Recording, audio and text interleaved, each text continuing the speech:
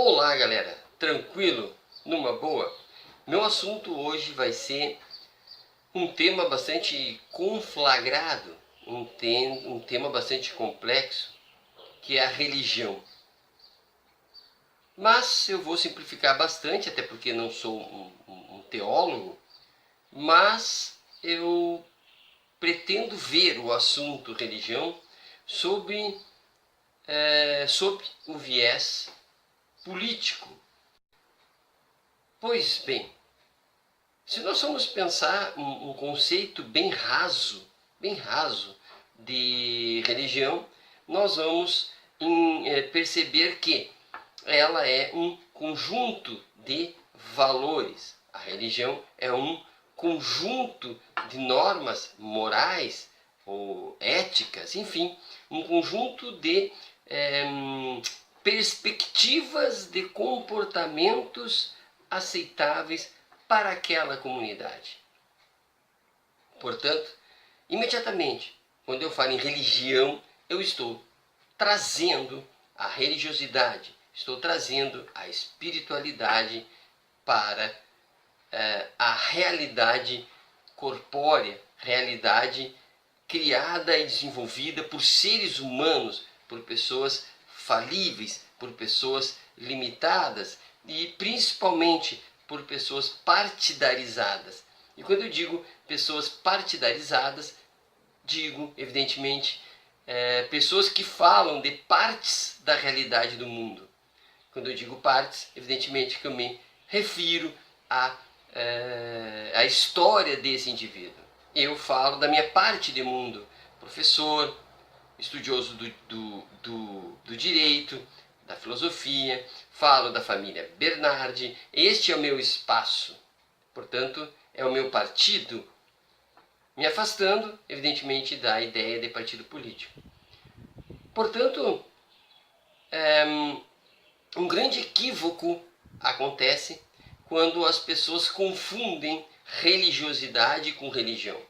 A religião é a expressão material, é a expressão corpórea, é a expressão humana e limitada da espiritualidade. Creio que a espiritualidade pertence à humanidade. A espiritualidade não pertence a nenhuma etnia, não pertence a nenhum grupo, mas pertence a todos os grupos, porque a espiritualidade faz parte do ser humano. O que eu percebo neste momento que o Brasil está passando, nesse momento político que o Brasil está passando, estou vendo determinadas religiões estão querendo que sua parte do mundo, a sua visão de mundo, a sua cultura se torne preponderante em relação às demais religiões. É como se determinadas religiões, notadamente as neopentecostais, e não só elas, mas notadamente, estão imaginando que a religiosidade a elas pertence. O que evidentemente não é verdade. A matriz africana tem tanto acesso à religiosidade quanto qualquer outra possibilidade de contato com o divino. Agora, pior ainda é quando esta vontade de obrigar os outros a ver o mundo sobre esta ou aquela perspectiva religiosa, pior ainda quando ela se põe a serviço da coisa mais mundana possível, que é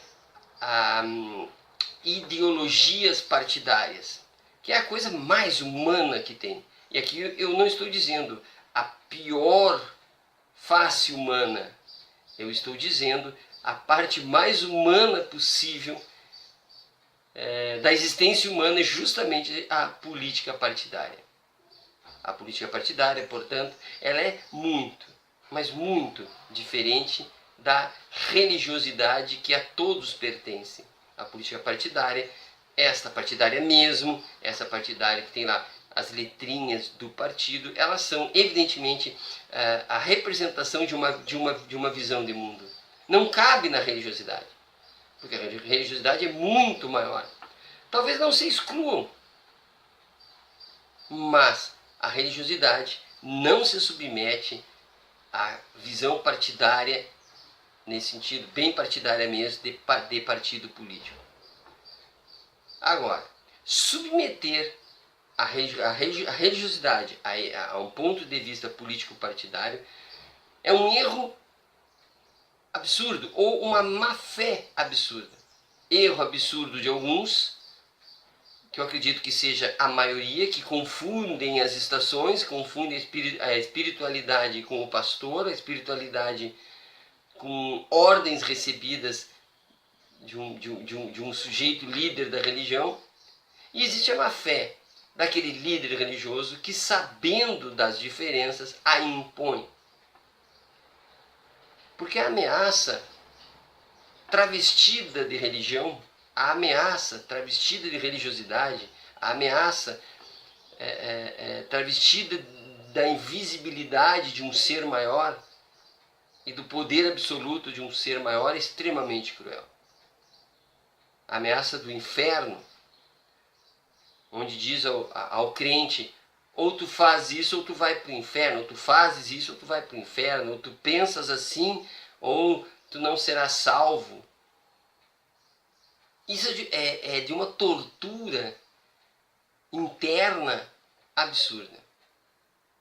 Portanto, creio ser necessário que todos nós, inclua-se eu, sujeitos adeptos de uma religiosidade, sujeitos que admiram a religiosidade e que se voltam para ela, seria bastante necessário que nós nos unamos para relembrar a todas as pessoas, pastores, padres, não sei, a todas as pessoas, a todos os fiéis e a todos os pregadores, que nós estamos a serviço da religiosidade e que, portanto, cabe às pessoas decidirem o que pensar da vida, o que fazer no aspecto mundano.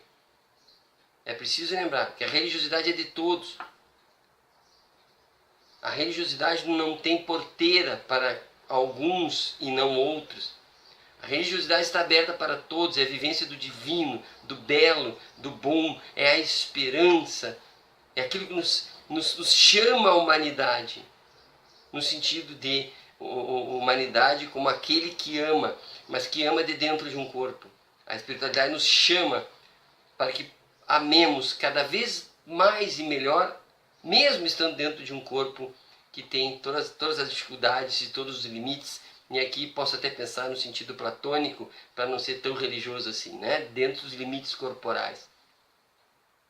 Portanto, se nós, seres espiritualizados, nos deixamos enganar pelas pessoas que dizem que a religião está a serviço de determinados ideais político-partidários, nós estamos, ou somos sujeitos que estamos ignorantes da espiritualidade, ou somos sujeitos de má fé.